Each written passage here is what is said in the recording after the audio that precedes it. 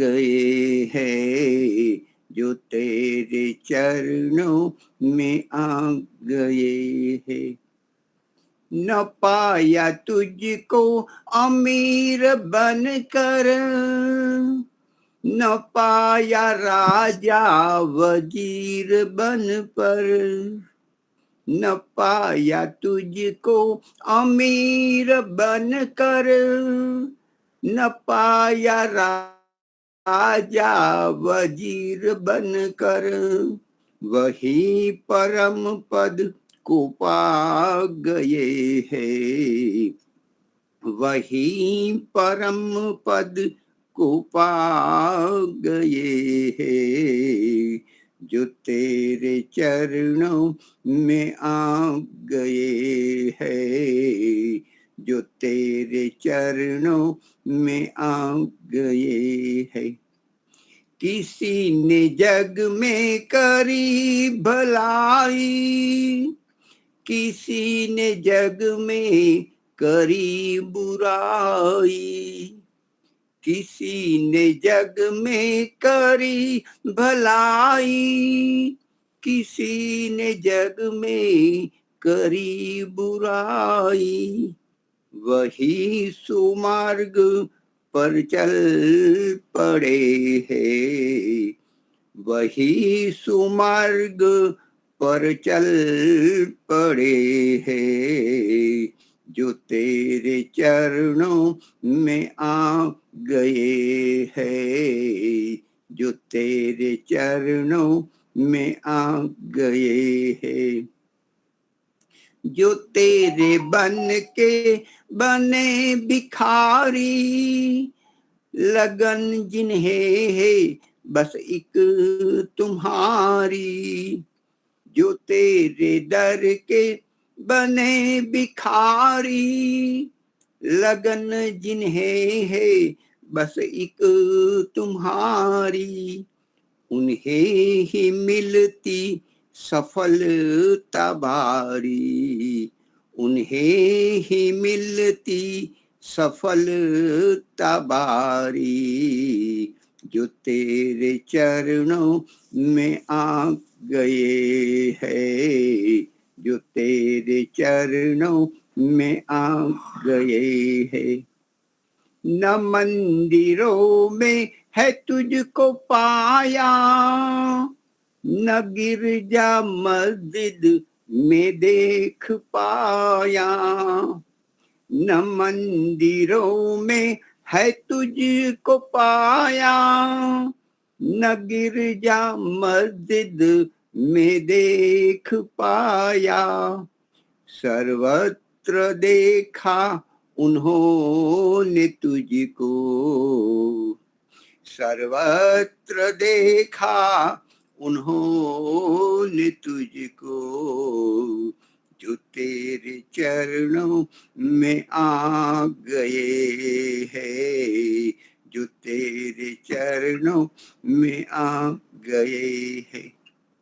जगत में चिंता मिटी उन्हीं की, जो तेरे चरणों में आ गए हैं, जो तेरे चरणों में आ गए हैं, वही हमेशा हरे भरे हैं, जो तेरे चरणों में आ गए हैं, जो तेरे चरणों में आ गए हैं। जी धन्यवाद। हाँ जी आचार्य जी सादर नमस्ते। आप अपना आचार्य जी सभी को सादर नमस्ते। सभी को नमस्ते जी। आचार्य जी नमस्ते।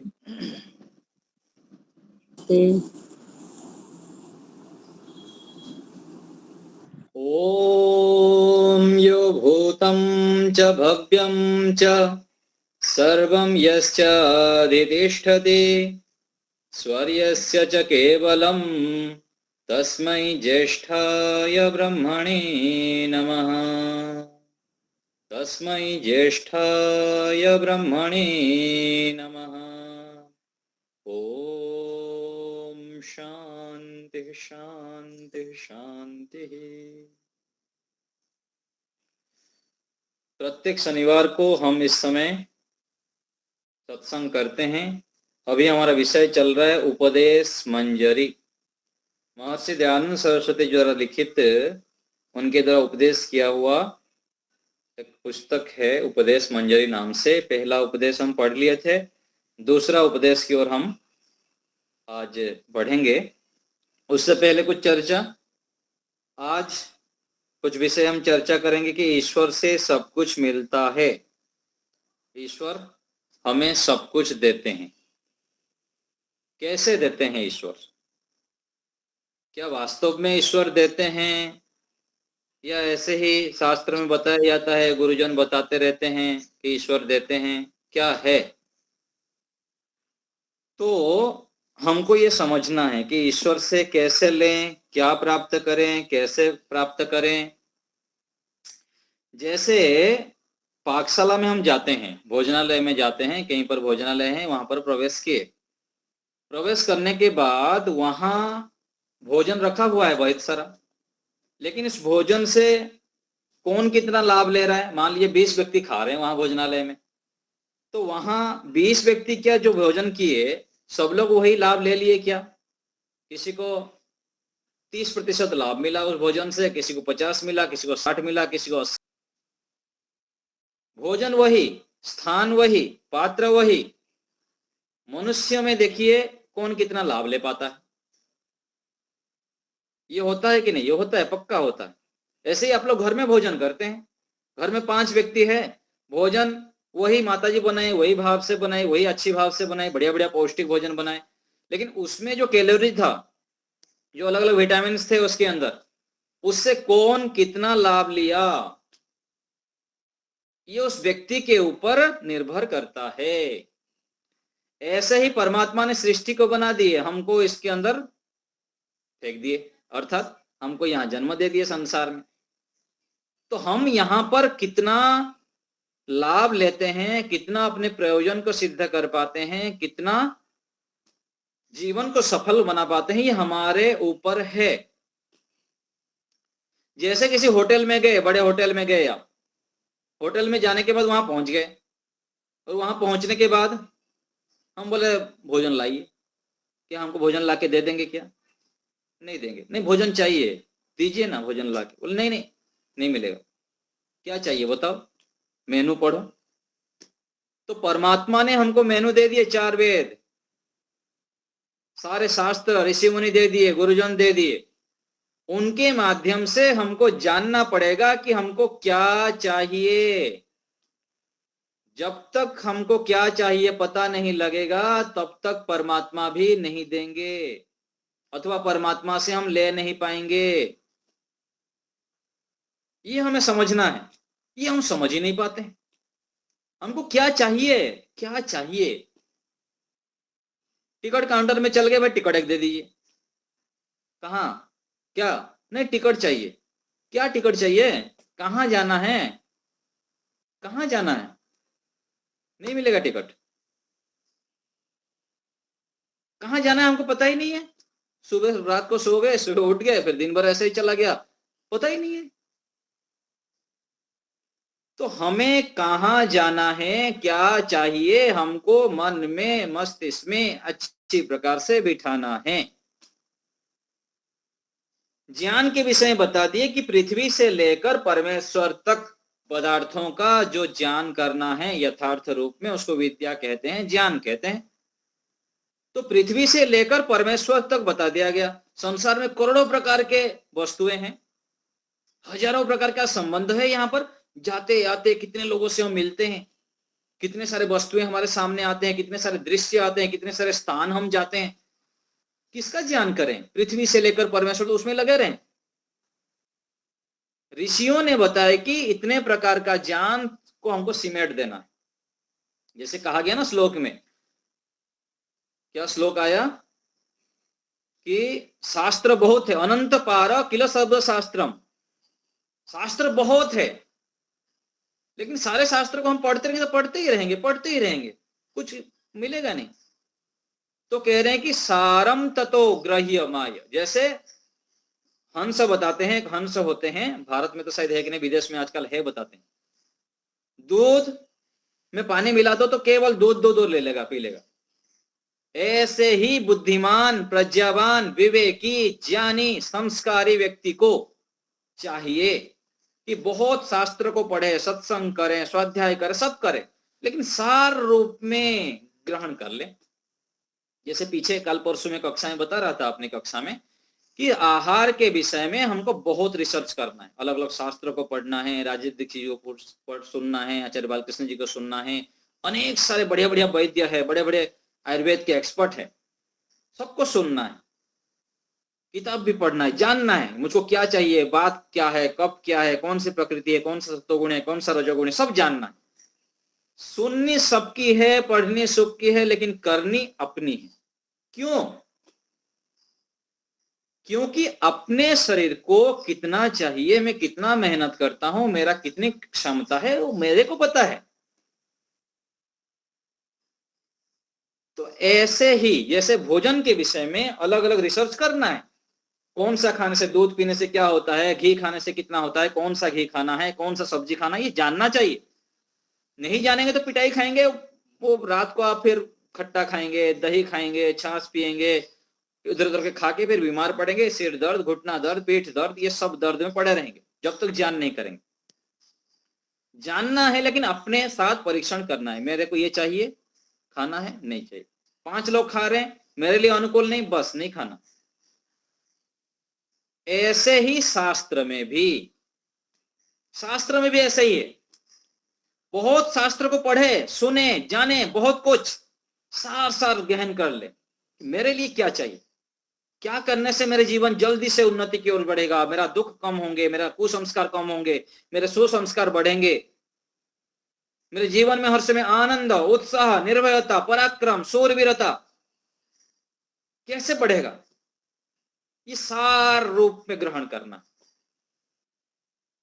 वेद का ज्ञान, ऋषियों का ज्ञान इतना उत्कृष्ट क्यों है?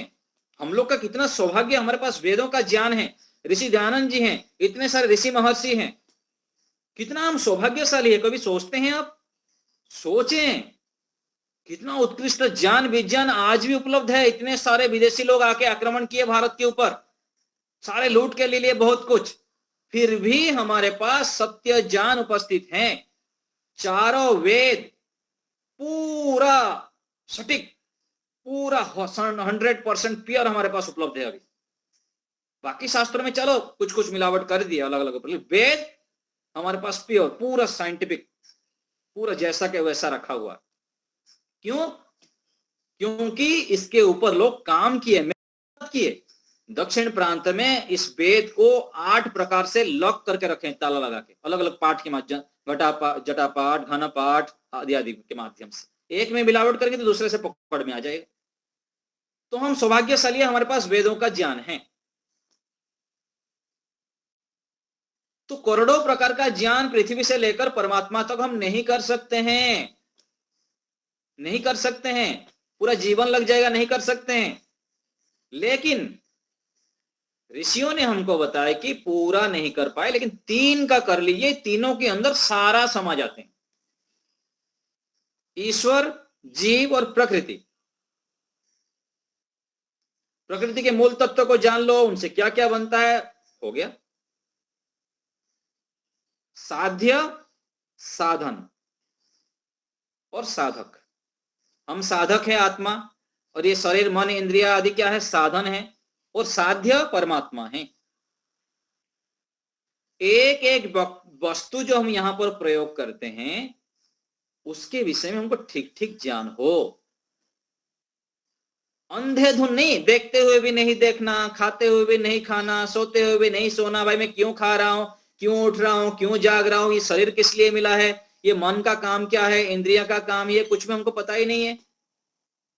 जितना हमको प्रयोग करते हैं ना यहाँ आसपास, उसकी ठीक ठीक जानकारी हमारे पास हो।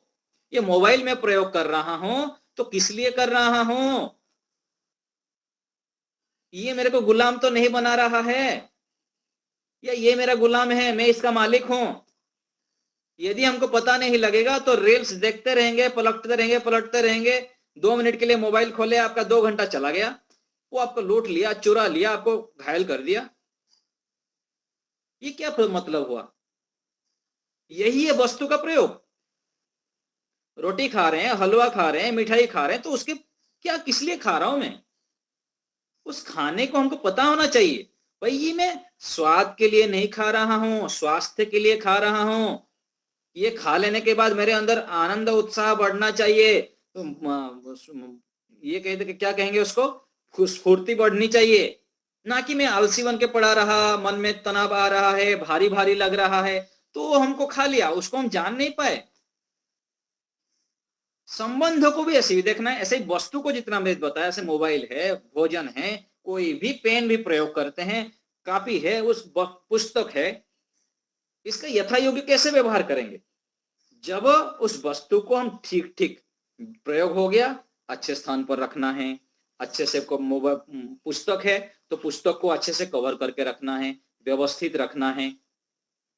ऐसे एक एक जितना भी हम प्रयोग करते हैं उसके विषय में ठीक ठीक जानना। जड़ वस्तु को यदि ठीक ठीक नहीं जानेंगे, चेतन वस्तु को यदि ठीक ठीक नहीं जानेंगे, तो परम चेतन को कैसे जानेंगे? इसी को कहा गया कि पृथ्वी से लेकर परमेश्वर तक ज्ञान करना। अर्थात एक एक वस्तु जो भी हम प्रयोग करते हैं, जागरूकता से, सजगता से, सावधानी से, अंधाधुन नहीं। भाई पति है, पत्नी है, बच्चे हैं, तो किस लिए हैं? पत्नी है तो नीचे रहने के लिए, मजदूरी के लिए नहीं, नौकरानी नहीं आएगा घर में। ये समझना पड़ेगा कि परमात्मा की तरफ भेजा हुआ देवी है, प्रतिमा है, दुर्गा, सरस्वती आदि माँ के रूप में है। बच्चे हैं तो बच्चा मेरा नहीं है, बच्चे घर में आ गया तो ये परमात्मा की तरफ दिया हुआ है, इसके माध्यम से इसको बड़ा करना, इसको लिखाना, इसके माध्यम से मुझको परमात्मा तक पहुंचना है, इसीलिए ये बच्चा है। इनको हम गहराई से, जागरूकता से समझते नहीं है, जानते नहीं, इसलिए फंस जाते हैं। दूसरे गलती करते हैं, हम दुखी होते हैं। दूसरे वस्तु टूट गया, हम टूट जाते हैं। घर के कोई मर गया तो हम मर जाते हैं। भाई रोते हैं, चिल्लाते हैं, डिप्रेशन हो जाते हैं, शरीर को सड़ा देते हैं, खून सुखा देते हैं। भाई कोई बात नहीं था, मर गए तो मर गए तो शरीर मर गया, दूसरे जन्म में जाएंगे, अपना अपना कर्म उनके साथ है। जितने दिन थे, पति थे, पत्नी थे, बच्चे थे, माता थे, पिता थे, संबंधी थे, इतने दिन के लिए थे हमारे साथ।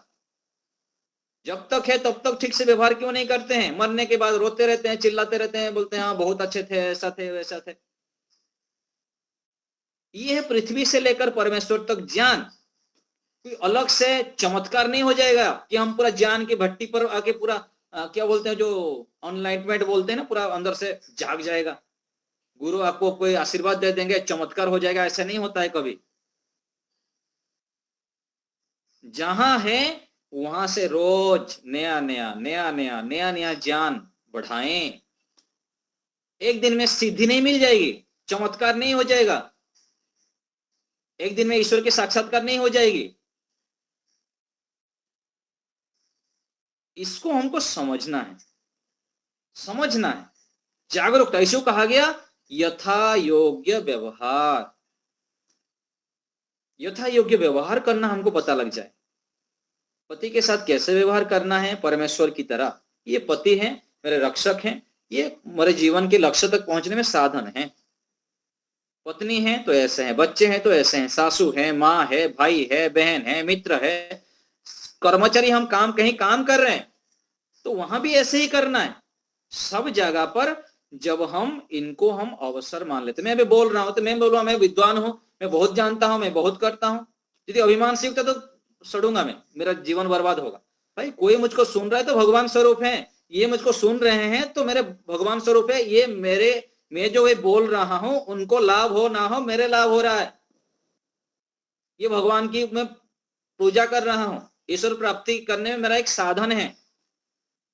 प्रत्येक कार्य को यदि हम इस भाव से कर रहे हैं कि ये मेरे को अवसर दिए हैं परमात्मा ने, मैं क्या हूं? मैं तो निमित्त मात्र हूं।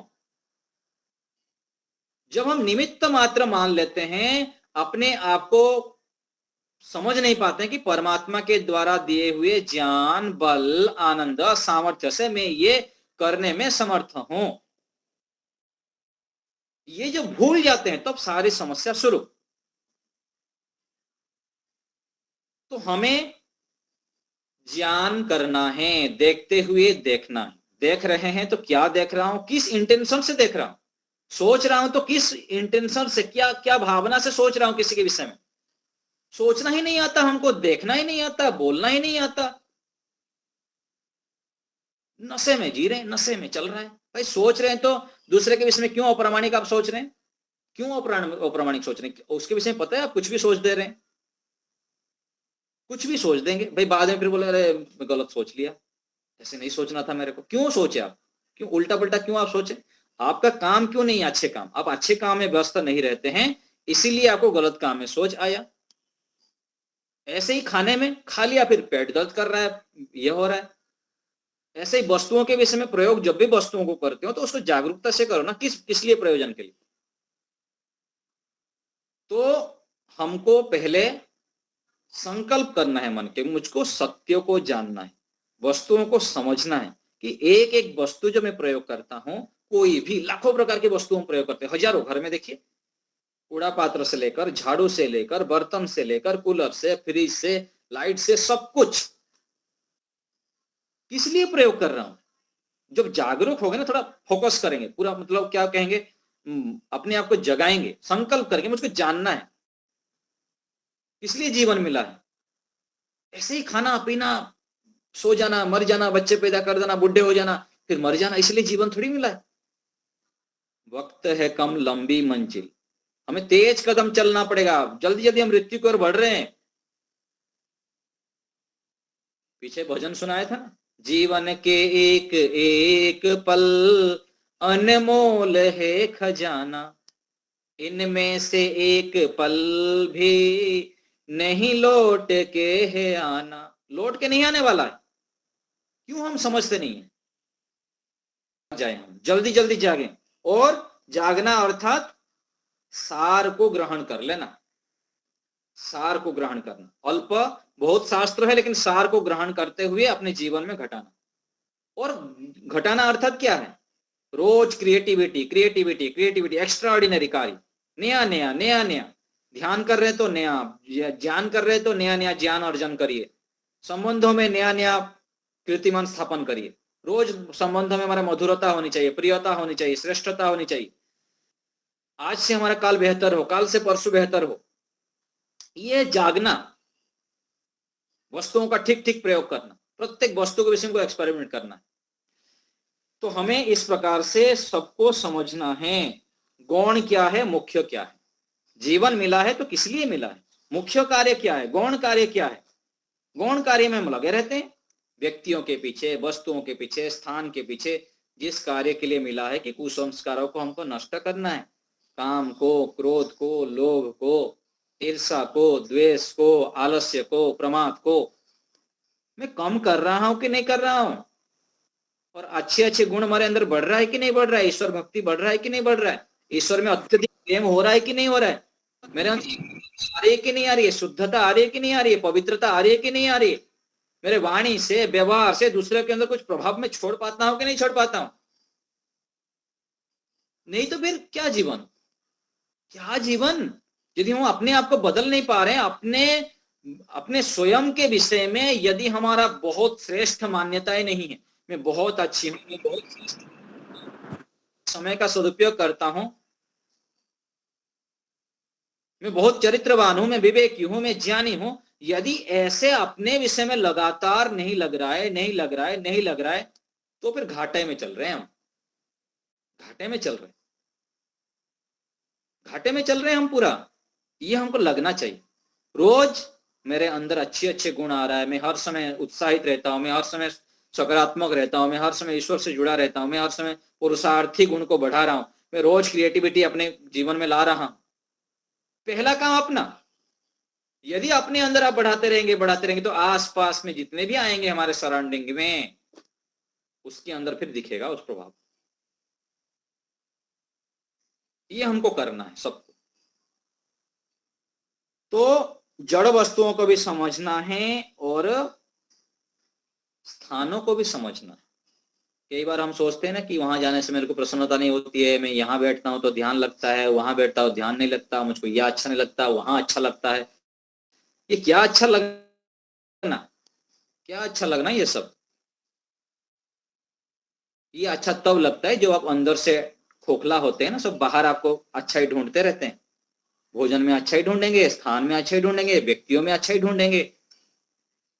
अंदर आप भरे हुए रहिए ना, किसी से भी मिलो तो उसको भी निहाल कर दो, किसी भी स्थान में जाओ तो जहां भी बैठो वहां ध्यान लगने लग जाए हमारा, किसी भी स्थिति में हमको रख दिया जाए कोई बात नहीं, जहां भी सुला दो वहां सो जाएंगे हम। ऐसे क्यों नहीं बना रहे हमारा आदत हम? ये सब खालीपन है, खालीपन है। तो हमको भरना है। सांख्य दर्शन में आता है न स्थान नियम चित्त प्रसादन। चित्त के प्रसाद के लिए कोई स्थान का नियम नहीं है कि मेरा यहाँ ध्यान लगता है, यहाँ बैठने का ध्यान लगेगा, वहां बैठने से ध्यान लगेगा। ये क्या है? ऐसा नहीं होना चाहिए हमको। तो हम अपने आप को भरें, अपने आप को भरें। कोई भी स्थान हो, कोई भी स्थिति हो, हम प्रसन्न रहें। और ये प्रसन्नता कैसे आएंगे? कैसे आएंगे? मेहनत करने से आएंगे। मेहनत फिर कैसा? बुद्धिमत्ता पूर्वक, जागरूकता पूर्वक, विवेकता पूर्वक। और मेहनत फिर अखंड होना चाहिए। छोटा मोटा मेहनत से कुछ नहीं होता, फिर लड्डू देके भगा देंगे आपको। और ऐसे ही तो चल रहा है हमारा जीवन अभी। छोटे छोटे सुखों में हम बहकते रहते हैं, खिलौने से खेलते रहते हैं, पति से, पत्नी से, बच्चों से, और ऐसे ऐसे बड़े बड़े साधनों से। ये क्या खेलना, खिलौने से खेलना? अरे बड़े बड़े आनंद प्राप्त करने के लिए जीवन मिला है, इसको हम समझें। और उसके लिए हमको ईश्वर के शरण में जाना पड़ेगा। पहले तो मन में संकल्प करें कि मुझको ईश्वर को जानना है, ईश्वर से लाभ लेना है। क्या वास्तव में ईश्वर से कुछ मिलता है? क्या मिलता है तो कैसे मिलता है, कैसे लेना है उनसे? यहां हम चालाकी से करते हैं ना कि इनसे कैसे लाभ लेना है, क्या उपाय करो, करते हैं ना। यहाँ पर उसके अनुकूल कार्य करेंगे, है ना। ये ऐसे करने से प्रसन्न होते हैं। माता जी से लाभ लेना है तो माता जी को कैसे मनाना है, पति से कैसे सामान लेना है, पत्नी से कैसे काम सिद्ध करना है, मित्र से कैसे काम सिद्ध करना है। यहाँ हम करते हैं, खूब करते हैं। करना भी चाहिए, क्यों नहीं करना। अच्छे कार्य के लिए कुछ अच्छा हम प्रयोजन सिद्ध करना चाहते हैं तो चालाकी से कार्य करना चाहिए, बुद्धिमत्ता से करना चाहिए। तो यहाँ जैसे हम करते हैं ऐसे ही मनुष्य जीवन हमको मिल गया है। तो इन वस्तुओं से, इन स्थानों से कैसे काम सिद्ध करना है, ये हमको बुद्धि लगानी है। और कौन सा, क्या चीज हमको प्राप्त करने से इन सब से भी हम ठीक ठीक लाभ ले पाएंगे, ये भी हमको समझना है। जैसे आपको बताता हूं ना बार बार, एक तो हमको लक्ष्य प्राप्त करना है, साइकिल में जाना है, बाइक में जाना है, कार में जाना है, ट्रेन में जाना है, और एक फ्लाइट में बैठ जाना। तो हम फ्लाइट में बैठ के क्यों नहीं जाएंगे? क्यों जाना नहीं चाहते हैं आप? इच्छा तो करो। फ्लाइट टिकट आजकल कहाँ अधिक है। यदि आप योग्य बन जाएंगे, आपका समय का कीमत बढ़ जाएगा, तो फ्लाइट में भी जाइए आप। क्यों नहीं जाना? और जाना चाहिए, समय को बचाना चाहिए। समय बचा के यदि आप बड़े बड़े कार्य करते हैं तो अच्छी करना चाहिए। जैसे मैं बताता हूं ना कि साधु, सन्यासी, अच्छी अच्छी जो महात्मा हैं, उन लोग को भी साधनों का प्रयोग करना चाहिए। क्यों नहीं करना चाहिए? हम लैपटॉप प्रयोग करते हैं, मोबाइल प्रयोग करते हैं, सभी साधन प्रयोग करते हैं, अच्छी अच्छी चीज खाते हैं, क्यों नहीं खाना? दुरुपयोग नहीं करना चाहिए, अनावश्यक प्रयोग नहीं करना चाहिए, भोग की इच्छा से नहीं करना चाहिए। यदि स्वास्थ्य के लिए, अच्छे प्रयोजन को सिद्ध करने के लिए सभी साधनों का प्रयोग करते तो करना चाहिए, अच्छे अच्छे साधनों का जरूर करना चाहिए।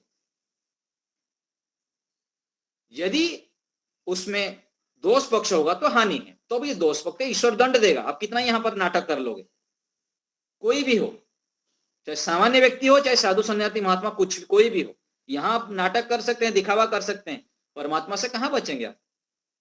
पूरा पिटाई लगेगा, कुत्ता बना देंगे, गधा बना देंगे, घोड़ा बना देंगे। जब विधि समझ में आ जाएगा जिसको, तो एक एक व्यक्ति प्रयोग करते समय सोचेगा। पानी प्रयोग करेगा तो कितना प्रयोग कर रहा हूं, सर्फ प्रयोग कर रहा हूं तो कितना प्रयोग कर रहा हूं, साबुन प्रयोग कर रहा हूं तो कितना कर रहा हूं, गाड़ी चला रहा हूं तो कितना गाड़ी में पेट्रोल फूंक रहा हूं, कितना पोल्यूशन कर रहा हूं। ये सारे एंट्री हो रहा है, कहां बच जाएंगे आप?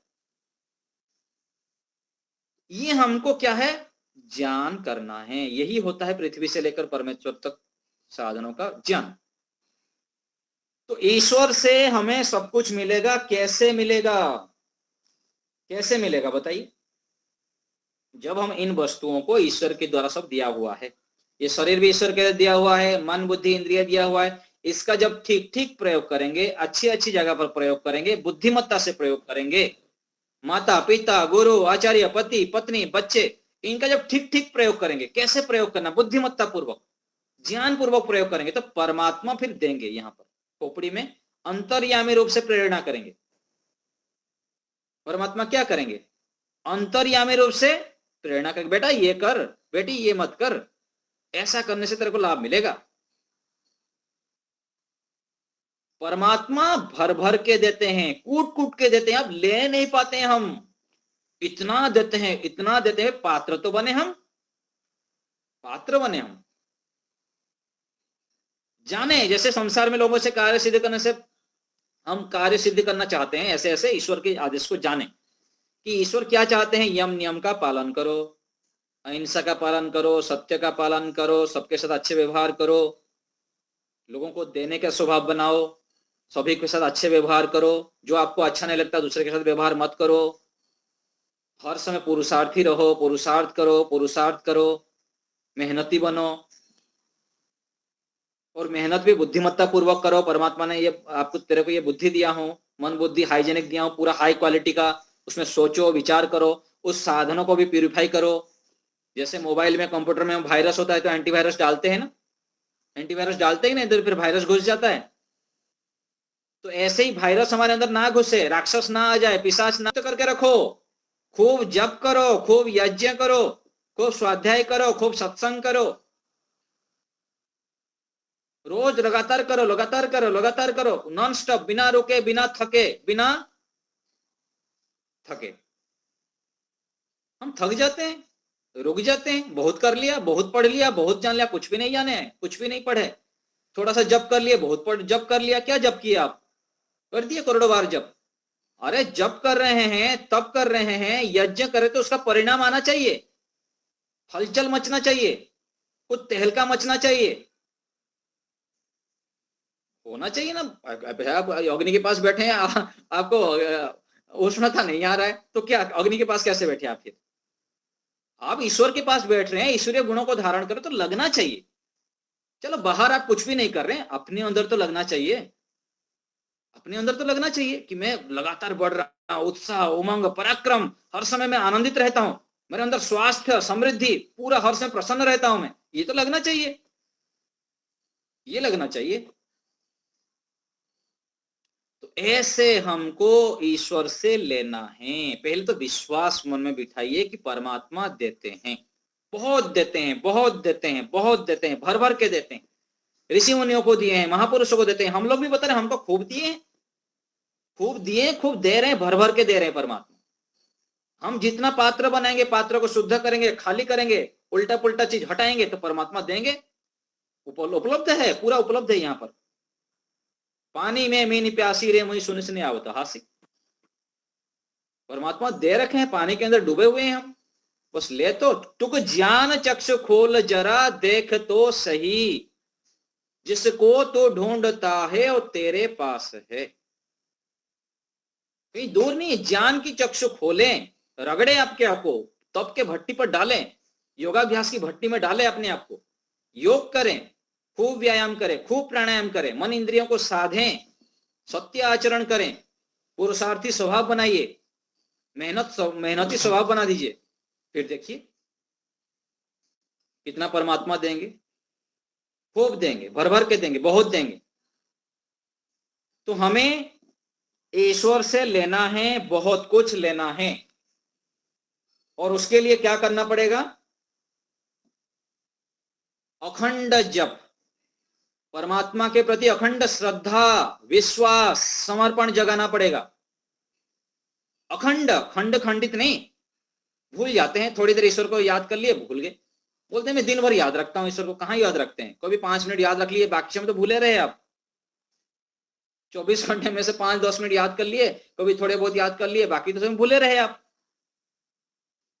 देखिए, ईमानदारी से स्नान करिए अपने आप को, परमात्मा के सामने बिठा के अपने आप को, पता लगेगा कितना आप याद रखते हैं। बहुत कम याद रखते हैं हम। अखंड श्रद्धा, थोड़े बहुत श्रद्धा से काम नहीं चलता। यहां भी कहां काम चलता है, माता के प्रति, पिता के प्रति, पति में पत्नी में कहीं भी शंकाएं आ गई तो टूट जाता है सारे संबंध, सारे उसमें वायरस घुस जाता है, लड़ाई झगड़ा मारपीट। इसलिए तो है, अखंड श्रद्धा, अखंड विश्वास नहीं हो पाता है। यहां जैसे नहीं हो पाता तो परमात्मा से कैसे होगा? परमात्मा से हम कैसे ले पाएंगे आनंद, उत्साह, उमंग? तो ईश्वर के प्रति भी ध्यान लगा के बैठें शांति से। 5 मिनट से शुरू करिए, 2 मिनट से शुरू करिए। मैं बोलता हूं 2 मिनट शांत होके बैठे, पूरा पत्थर बन जाइए। प्रभु आप मेरे हैं, मैं आपका हूं। देखिए कितना आनंद आएगा। 2 मिनट से शुरू करिए, फिर 5 मिनट, फिर 10 मिनट, फिर 15 मिनट, फिर देखिए क्या कमाल होगा। ईश्वर से भर भर के मिलेगा आपको, पूरा चमत्कार होगा, जादू हो जाएगा। अपने आप को आप पहचान भी नहीं पाएंगे। ये सच बता रहा हूं, 100% करके देखिए। अनुभूत विषय है प्रयोग। तो हमको ईश्वर से बहुत कुछ लेना है, उसके लिए अखंड श्रद्धा, अखंड समर्पण, अखंड विश्वास जगाना होगा। इसके बिना और कोई चारा नहीं है। एक तो सारे वस्तुओं को जानना है, वस्तुओं को ठीक ठीक जानना है, व्यक्तियों को ठीक ठीक जानना है, स्थानों को ठीक ठीक जानना है, उनको परीक्षण करना है, और जितना सत्य जानते हैं, जितना पता है, उसे ठीक ठीक करना, एक्शन लेना पड़ेगा। जानने से कुछ नहीं होगा, जानने वाला तो बहुत है, जानकर प्रयोग करना। मोबाइल है, मोबाइल से कितना लाभ लेना, उतना लाभ लेना, चुपचाप साइड में रख देना, डू नॉट डिस्टर्ब में लगा के। हाँ, ज्यादा नहीं तो हमको गुलाब बना देगा। वो आता रहेगा, मैसेज आ गया, टिन किया, फिर दौड़ के चले गए। वो बोलते ना, कोई बोला कि कुत्ता जैसा होता है ना, कुत्ते जैसा हम बन जाते हैं। भाई अलार्म, थोड़ा सा नोटिफिकेशन आ गया, दौड़ के चले गए, फिर नोटिफिकेशन आ गया, दौड़ के चले गए। अरे क्या चल रहा है? अरे आधे घंटे तक मेरे को ये काम करना है, तब तक देखना नहीं है। 1 घंटे तक देखना नहीं है, 2 घंटे तक देखना नहीं है, कुछ भी होता रहे। अरे मोबाइल है, हमारे साधन है, ऐसे ही भोजन है, कोई भी वस्तु हम प्रयोग करते हैं उसका ठीक ठीक प्रयोग करना। इनको यदि हम ठीक ठीक प्रयोग करना आज जान लेंगे ना, वस्तुओं को, व्यक्तियों को, संबंधों को ठीक ठीक नहीं कर पाए तो परमात्मा से कैसे संबंध बनाएंगे आप? माता के साथ अच्छे व्यवहार नहीं कर रहे, पिता के साथ अच्छे व्यवहार नहीं कर रहे, पत्नी के साथ अच्छे व्यवहार नहीं कर रहे, पति के साथ अच्छे व्यवहार नहीं कर रहे, फिर आप परमात्मा के साथ कैसे संबंध जोड़ेंगे? तो यहां जितना इन वस्तुओं को जानेंगे तब फिर ये हो गया, बुद्धि इतना सूक्ष्म हो जाएगा, फिर हम पृथ्वी से लेकर परमेश्वर तक वस्तुओं को, जो दूर में भी है, उसको आप पहले से जान लेंगे कि ये व्यक्ति ऐसा है, इतना तो है बस। ऐसे हम समझ लेते हैं धीरे धीरे करके। बुद्धि, फिर योग दर्शन में सूत्र आता है, परमाणु परम महत्वांत्वस्य वशीकार। जो व्यक्ति सूक्ष्म बुद्धि से युक्त हो जाता है योगाभ्यास के माध्यम से, तो सूक्ष्म से सूक्ष्म चीजों को जान लेता है, और स्थूल से स्थूल वस्तुओं को भी अपने बुद्धि से जान लेता है कि ये वस्तु इतना है, इतना इससे लाभ है, तो उसे फंसेगा नहीं। यहां फंस क्यों जाते हैं? क्योंकि उनके पूर्वापूर्व को परीक्षण नहीं कर पाते हैं। भोजन आ गया तो भोजन में फंस गए, वस्तु आ गया तो वस्तु में फंस गए, संबंध आ गया तो संबंध में बह जाते हैं। ये क्यों होता है?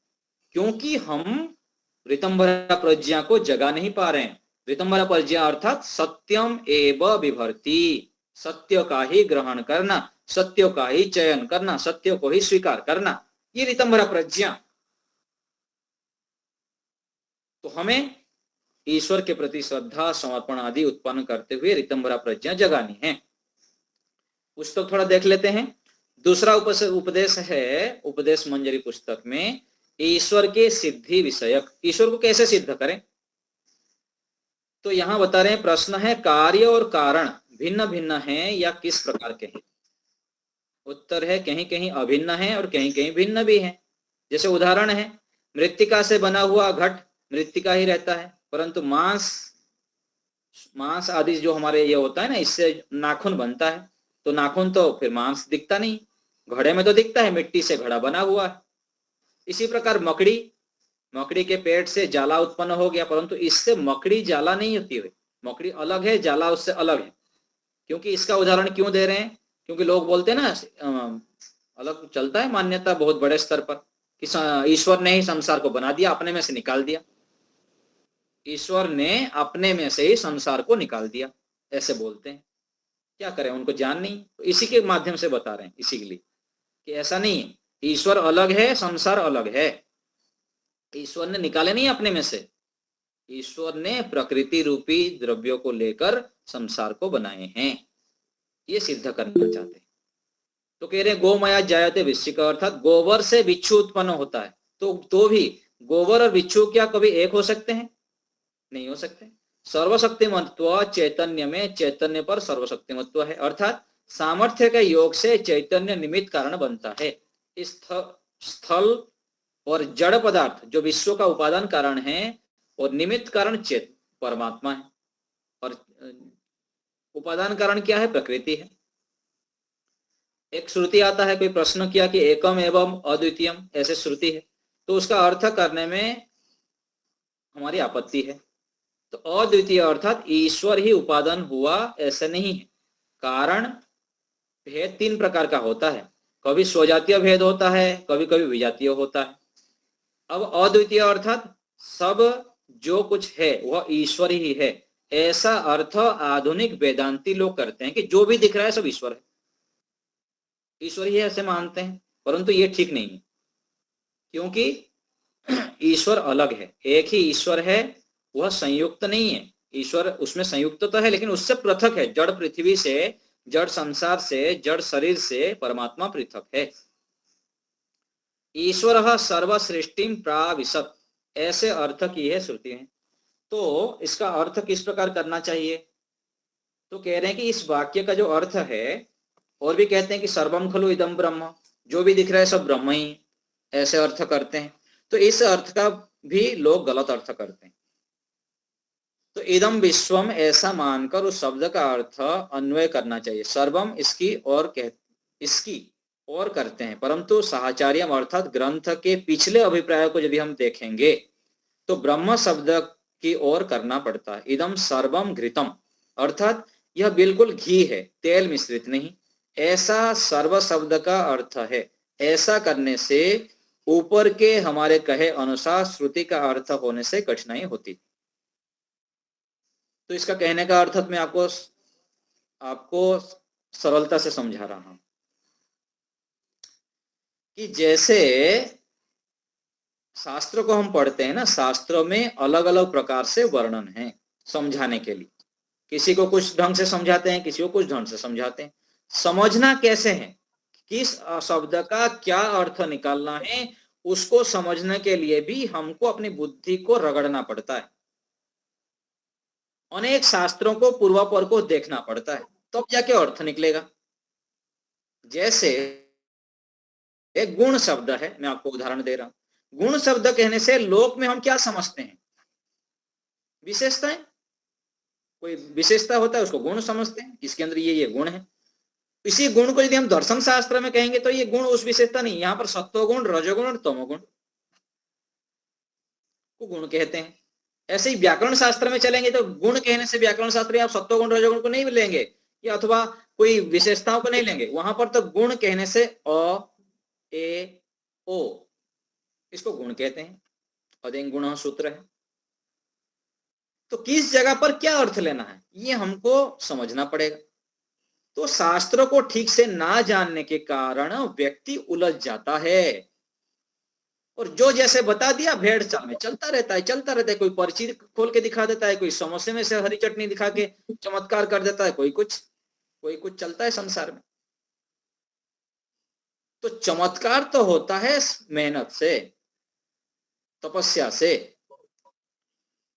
तो हमें शास्त्रों के अर्थ समझना है। परमात्मा सब जगह है, लेकिन परमात्मा से संसार नहीं बना है, तो ऐसे समझना पड़ता है। जैसे और एक उदाहरण देते हैं कि सेंधव घोड़े को भी बोलते हैं और सेंधव नमक भी होता है। तो किस जगह पर क्या अर्थ लेना है? रास्ता में कोई जाने वाला होगा घर से बाहर के, उसको बोला सेंधवम आनय, तो वहां पर नमक लेके आ जाएगा, तो ठीक नहीं हुआ। वहां पर तो घोड़ा लाना है। और खाने बैठे हैं, बोले सेंधवम आनय, संस्कृत में बोला जाएगा, तो फिर घोड़ा लेके आ जाए। तो ऐसे ही ग्रंथ जब पढ़ते हैं तो उसको हमको अर्थ सही से लेना पड़ता है। तो उपनिषद में भी आता है, बृहदारण्यक उपनिषद में, यह आत्मनि तिष्ठत आत्मनो अंतरो न वेद यस्य आत्मा शरीरम। इस वाक्य के अर्थ के विषय में आपत्ति आएगी कि इसका विचार करना चाहिए कि एक ही शरीर के स्थान में व्यापक और व्याप्य इन दोनों धर्मों की योजना नहीं करने बनती। गृह आकाश में स्थित है और आकाश व्यापक है, तो गृह व्याप्य है, इसलिए आकाश और गृह एक ही है या अभिन्न है, ऐसा अनुमान निकालने नहीं आता। इस प्रकार जीवात्मा और परमात्मा में अभिन्न है ऐसा कहने का अवकाश नहीं रहता कि परमात्मा शरीर के अंदर कैसे रहेंगे, कि एक जगह पर दो वस्तु तो रह नहीं सकता। तो इसको फिर समझाना पड़ता है कि भाई शरीर जो है ये साकार चीज है और जो चेतन है, आत्मा है, परमात्मा है, ये स्थान नहीं घिरते हैं, ये सूक्ष्म होने से स्थान नहीं गिरते हैं। एक जगह पर एक सुई के नाखून में करोड़ों जीवात्माएं आ सकते हैं, इतना सूक्ष्म है आत्माएं। तो ये समझना पड़ता है। ऐसे ही आगे कह रहे अहम ब्रह्मास्मि, मैं ब्रह्मा हूं।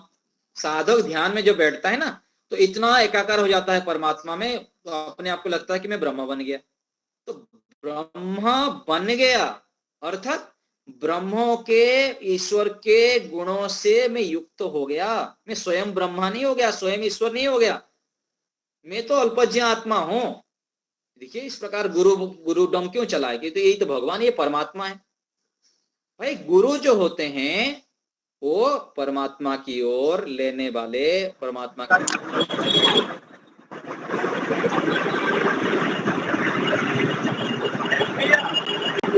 आवाज आ रही है।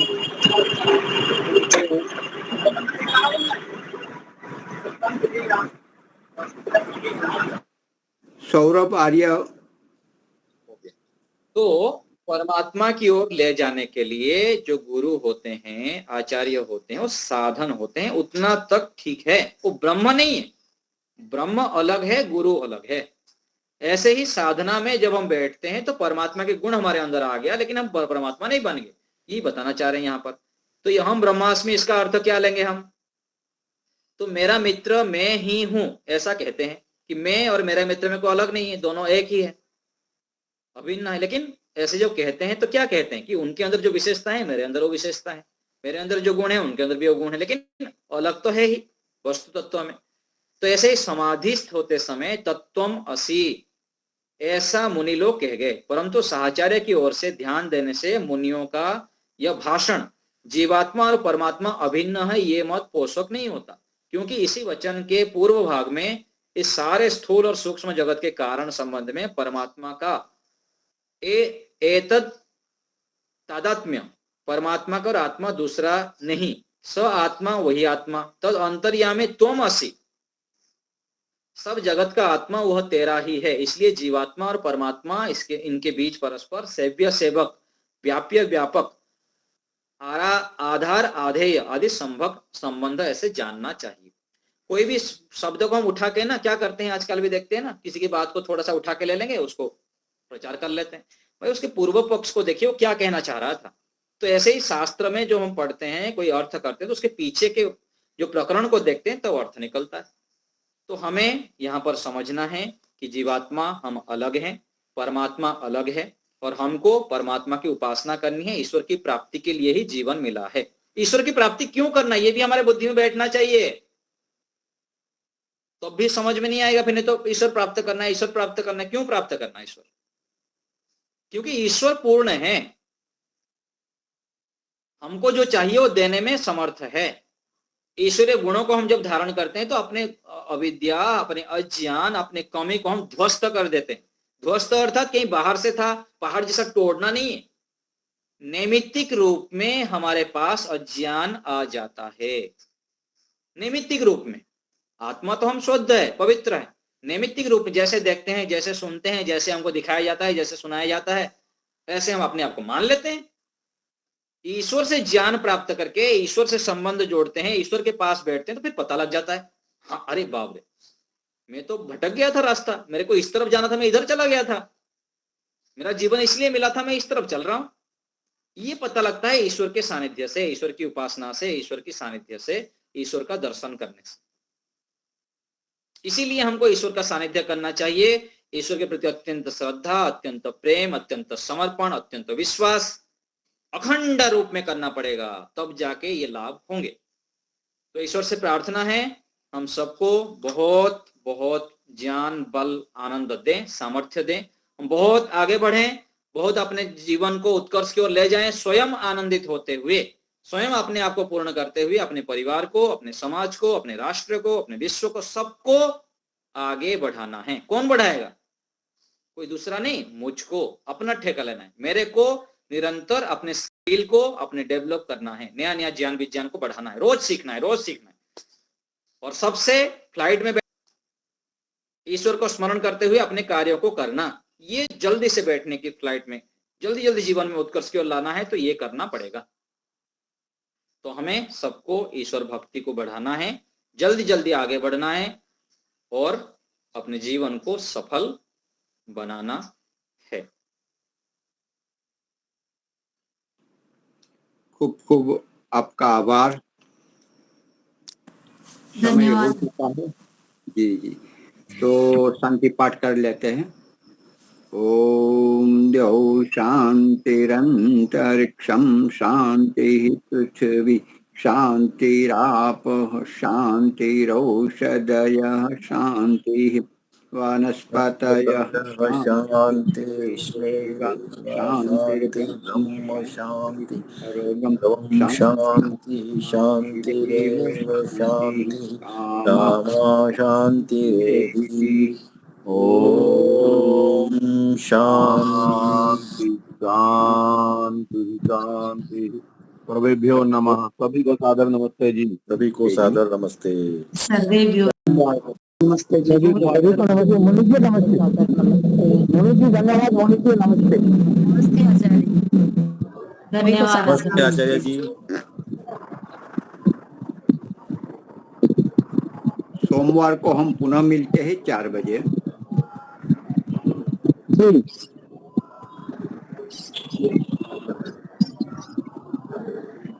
वाह वाह वाह, हमारे ये विद्वान बढ़िया है तो सुनने वाले लाभ आते हैं, बहुत अच्छा लगता है। 100 से ज्यादा इसमें ले सकते हैं क्या? दूसरी क्लिप भेजनी पड़ती है? हाँ हाँ, ऐसा है लगभग। आचार्य जी ने 2 क्लिप बनाई है कि दूसरे में एंटर करते हैं। चलो बढ़िया, बहुत अच्छा है। सभी आते रहेंगे, आपका स्वागत है। आपको भजन के लिए भी समय मिलेगा, आप तैयार होकर आइए। प्रारंभ में आपको भजन सुनाने के लिए भी समय दिया जाएगा।